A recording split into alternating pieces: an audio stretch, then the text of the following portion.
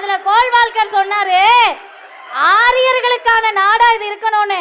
India வளர்ந்துருச்சு 2 பேர் வளர்ந்தாங்க sir. Arundhati Rai சொன்னாங்க 2 குஜராத்தி விக்கிறாங்க, 2 குஜராத்தி வாங்குறாங்க. மோடி அமித்ஷா விக்கிறாங்க, அம்பானி அதானி வாங்குறாங்க. யார் வளர்ந்தா? 3% பார்ப்பனர்களை தானே வளர்த்தீங்க. ஓபிசி எஸ்சி எஸ்டிக்கு எங்க ரெப்ரசன்டேஷன் இருக்கு? எங்க பிரதிநிதித்துவம் இருக்கு?